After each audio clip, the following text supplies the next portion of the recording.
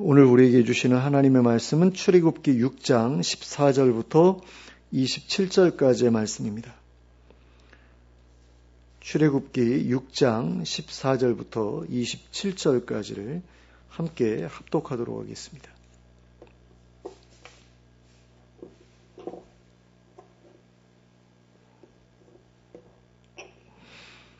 함께 읽겠습니다. 시작. 그들의 조상을 따라 집의 어른은 이러하니라. 이스라엘의 장자 르우벤의 아들은 한옥과 발루와 헤스론과 갈미니, 이들은 르우벤의 족장이요.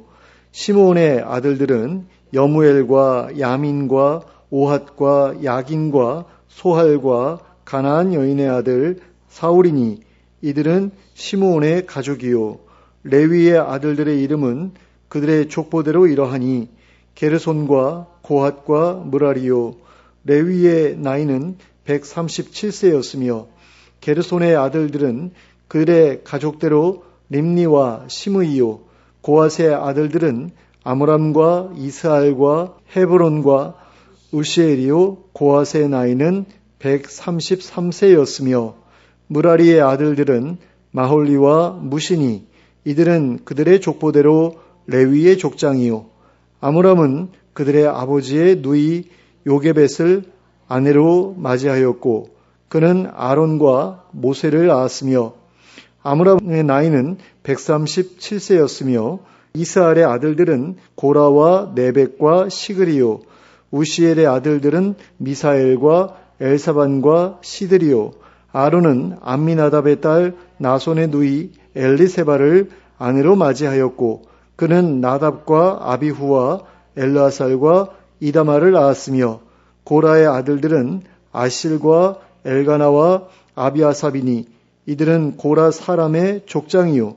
아론의 아들 엘르아살은 부데엘의 딸 중에서 아내를 맞이하였고 그는 비느하스를 낳았으니, 이들은 레위 사람의 조상을 따라 가족의 어른들이라. 이스라엘 자손을 그들의 군대대로 애굽 땅에서 인도하라 하신 여호와의 명령을 받은 자는 이 아론과 모세요. 애굽 왕 바로에게 이스라엘 자손을 애굽에서 내보내라 말한 사람도 이 모세와 아론이었더라. 아멘. 족보라는 것을 우리가 잘 읽지 않는 경향이 있다 보니까 이렇게 읽을 때 실수가 많은 것 같아요. 근데 이 성경을 읽다 보면 굉장히 많은 족보들을 만나게 되지요. 그리고 그 족보들 때문에 성경을 읽는 것이 너무 어렵게 느껴진다고 말씀하는 분들이 많습니다. 그래서 많은 분들이 족보들을 건너뛰고 성경을 읽는 것을 보게 됩니다. 하지만 이러한 족보들을 자세히 읽다 보면 그 안에 굉장히 중요한 의미가 숨겨져 있는 것을 발견할 수 있습니다. 오늘 우리가 함께 읽은 본문에 기록되어 있는 족보 역시 마찬가지입니다. 지금부터 본문에 기록된 족보를 살펴보면서 그 안에 등장하는 사람들에 대해 살펴보도록 하겠습니다. 먼저 14절과 15절에 기록된 내용을 보시겠습니다. 그들의 조상을 따라 집의 어른은 이러하니라. 이스라엘의 장자 르우벤의 아들은 한옥과 발루와 헤스론과 갈미니, 이들은 르우벤의 족장이요. 시므온의 아들들은 여무엘과 야민과 오핫과 야긴과 소할과 가나안 여인의 아들 사울이니, 이들은 시므온의 가족이요. 자, 여기에는 르우벤의 아들들과 시므온의 아들들의 이름이 기록되어 있습니다. 그런데 여기에서 르우벤과 시므온의 아들들에 대해 언급하고 있는 이유는 이 다음 순서로 레위의 아들들을 언급하기 위한 밑밥 정도에 불과합니다. 왜냐하면 레위의 족보가 소개된 이후에는 야곱의 다른 아들들의 족보가 소개되고 있지 않기 때문입니다. 그러니까 레위 앞에 있는 그 형들의 족보만 살짝 언급하고 있어요. 그리고 레위에 대한 이야기를 딱 하고 난 다음에 그 아래에 있는 동생들의 그 족보에 대해서는 전혀 언급이 없는 것을 봅니다.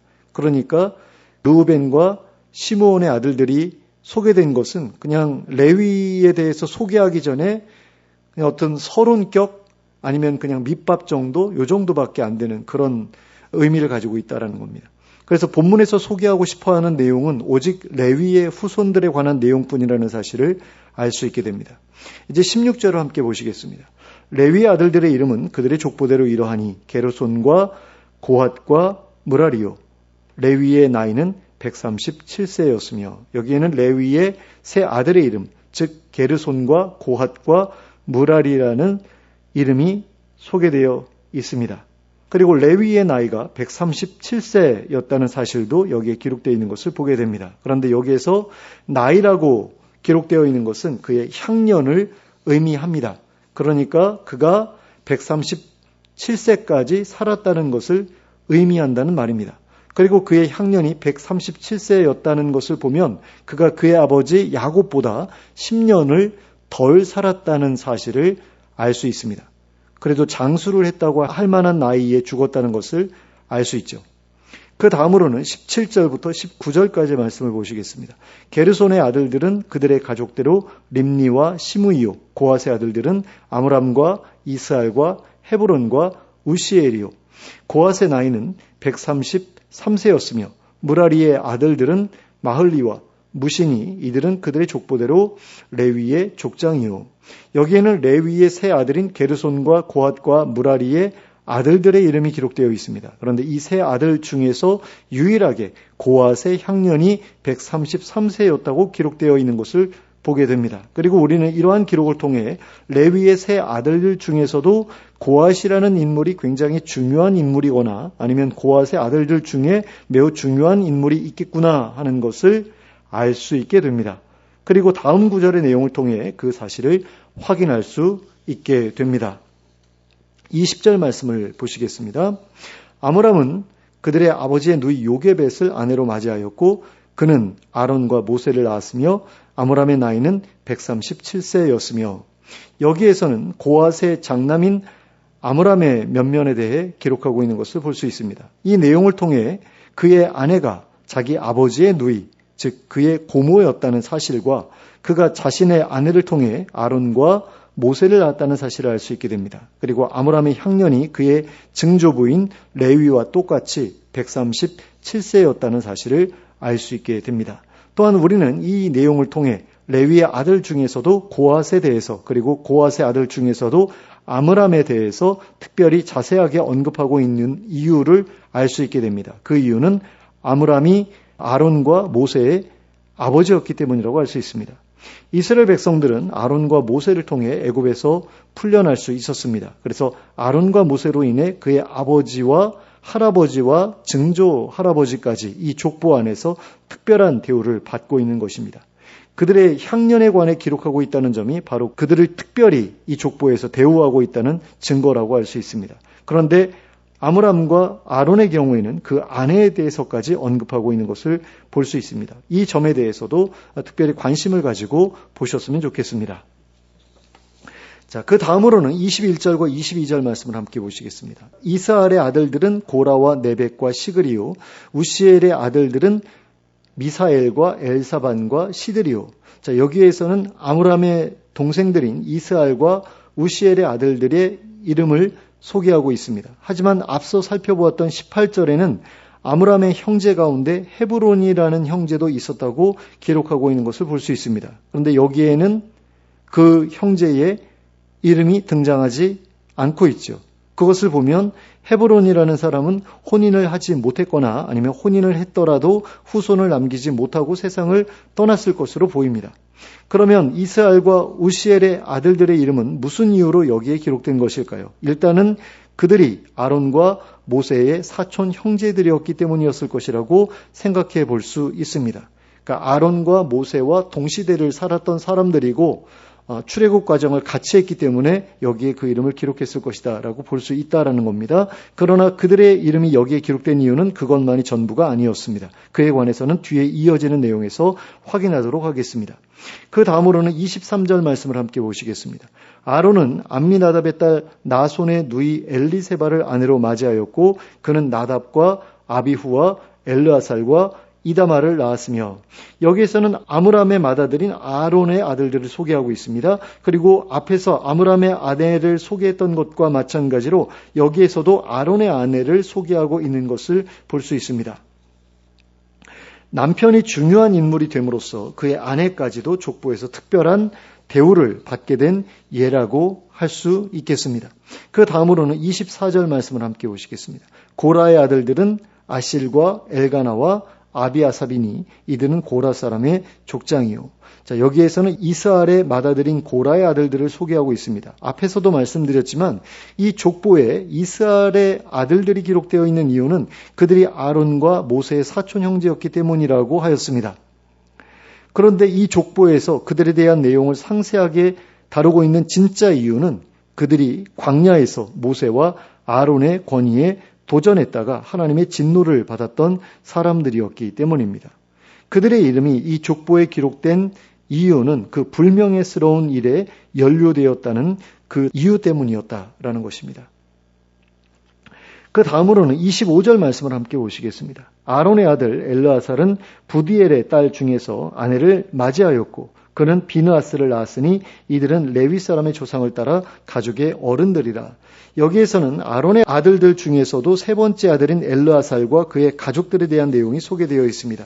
그러면 아론의 첫째 아들인 나답과 둘째 아들인 아비후의 이름은 어디 가고 셋째 아들인 엘르아살의 이름만 여기에 기록되어 있는 것일까요? 그 이유는 아론의 첫째 아들과 둘째 아들이 하나님께 잘못된 제사를 드렸다가 하나님의 진노를 받게 되었고 그 결과 불에 타서 죽어버렸기 때문입니다. 민수기 3장 4절 말씀입니다. 나답과 아비후는 시내 광야에서 여호와 앞에 다른 불을 들이다가 여호와 앞에서 죽어 자식이 없었으며 엘르아살과 이다말이 그의 아버지 아론 앞에서 제사장의 직분을 행하였더라. 이와 같은 이유로 세 번째 아들인 엘르아살만이 아론에 남겨진 유일한 아들이 된 것처럼 이 족보에 소개되고 있는 것입니다. 그러나 민수기 3장 4절에서 제가 읽어드렸던 것처럼 아론에게는 네 번째 아들인 이다말도 있었습니다. 그럼에도 불구하고 그의 이름이 이 족보에 소개되지 않았던 이유는 아마도 그가 아직 미혼이었기 때문일 것이라고 추측해 볼 수 있습니다. 그리고 엘르아살의 아들 비느하스는 모압 여인과 음행하던 이스라엘의 족장 하나를 척살함으로써 하나님께 특별한 축복을 받은 사람이었습니다. 민수기 25장 1절부터 15절까지의 말씀입니다. 이스라엘이 십딤에 머물러 있더니 그 백성이 모압 여자들과 음행하기를 시작하니라. 그 여자들이 자기 신들에게 제사할 때에 이스라엘 백성을 청함해 백성이 먹고 그들의 신들에게 절함으로 이스라엘이 바알보올에게 가담한지라. 여호와께서 이스라엘에게 진노하시니라. 여호와께서 모세에게 이르시되 백성의 수령들을 잡아 태양을 향하여 여호와 앞에 목매어 달라. 그리하면 여호와의 분노가 이스라엘에게서 떠나리라. 모세가 이스라엘 재판관들에게 이르되 너희는 각각 바알보올에게 가담한 사람들을 죽이라 하니라. 이스라엘 자손의 온 회중이 회막문에서 울 때에 이스라엘 자손 중 한 사람이 모세와 온 회중의 눈앞에 미디안의 한 여인을 데리고 그의 형제에게로 온지라. 제사장 아론의 손자 엘르아살의 아들 비느하스가 보고 회중 가운데에서 일어나 손에 창을 들고 그 이스라엘 남자를 따라 그의 막사에 들어가 이스라엘 남자와 그 여인의 배를 꿰뚫어서 두 사람을 죽이니 연병이 이스라엘 자손에게서 그쳐더라. 그 연병으로 죽은 자가 24,000명이었더라. 여호와께서 모세에게 말씀하여 이르시되 제사장 아론의 손자 엘르아살의 아들 비느하스가 내 질투심으로 질투하여 이스라엘 자손 중에서 내 노를 돌이켜서 내 질투심으로 그들을 소멸하지 않게 하였도다. 그러므로 말하라. 내가 그에게 내 평화의 언약을 주리니 그와 그의 후손에게 영원한 제사장 직분의 언약이라. 그가 그의 하나님을 위하여 질투하여 이스라엘 자손을 속죄하였음이니라. 자, 바로 이와 같은 이유로 인해 아론의 아들인 이다말조차도 이 족보에서 빠져 있는 가운데 아론의 손자인 비느하스의 이름이 이렇게 기록된 것일 수도 있습니다.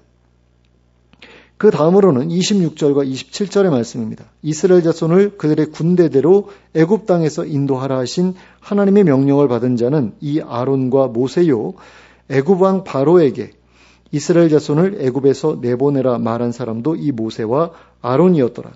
여기에는 아론과 모세가 무슨 이유 때문에 이 족보 안에서 특별한 대우를 받고 있는 것인지 그 이유가 소개되어 있습니다.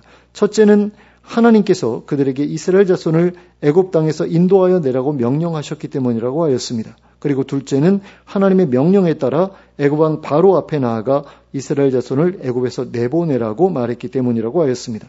그런데 우리는 26절과 27절에 이르기까지 이 족보에서 모세에 관한 내용을 거의 보지 못했습니다.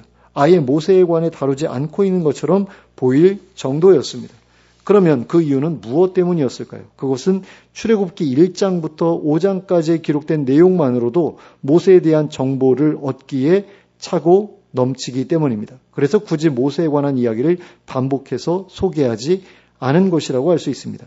그런데 앞에서 모세에 관한 정보를 그렇게 많이 소개했음에도 불구하고 왜 여기에서 모세의 본가족과 그 조상들의 족보까지 추가해서 소개하고 있는 것일까요? 그 첫 번째 이유는 모세가 이스라엘의 혈통을 이어받은 사람이라는 사실을 명백하게 하기 위해서였다고 할 수 있습니다. 앞에서도 계속 보아온 부분이지만 모세는 하나님께서 자신에게 애굽왕 바로 앞에 나아가 자신의 명령을 전하라고 하실 때마다 자기는 입이 둔한 자라서 그 일을 감당하지 못하겠다는 핑계를 대면서 그 명령을 회피하려 들었습니다. 우리가 지금 살펴보고 있는 출애굽기 6장에서만도 2번이나 그 일에 대해 언급하고 있는 것을 보게 됩니다. 출애굽기 6장 12절 말씀입니다. 모세가 여호와 앞에 아뢰어 이르되 이스라엘 자손도 내 말을 듣지 아니하였거든 바로가 어찌 들으리이까 나는 입이 둔한 자니이다. 그 다음으로는 6장 30절 말씀입니다. 모세가 여호와 앞에서 아뢰되 나는 입이 둔한 자이오니 바로가 어찌 나의 말을 들으리이까. 그런데 출애굽기 4장 10절에서도 이와 동일한 내용이 기록되어 있는 것을 보게 됩니다. 모세가 여호와께 아뢰되 오 주여 나는 본래 말을 잘하지 못하는 자니이다. 주께서 주의 종에게 명령하신 후에도 역시 그러하니 나는 입이 뻣뻣하고 혀가 둔한 자니이다. 그리고 모세의 이와 같은 모습은 이스라엘 백성들로 하여금 모세의 신분을 의심하게 하기에 충분했습니다. 모세의 어눌함이 이스라엘 백성으로 하여금 우리말도 제대로 못하면서 우리와 동족이라고 하는 의심을 하게 만들었다는 것입니다. 하지만 모세가 히브리 말을 잘 하지 못했던 이유는 그가 애굽 왕궁에서 자랐기 때문이었습니다. 오랜 시간 히브리 말을 사용하기 어려운 환경 가운데 있었기 때문이었다라는 것입니다.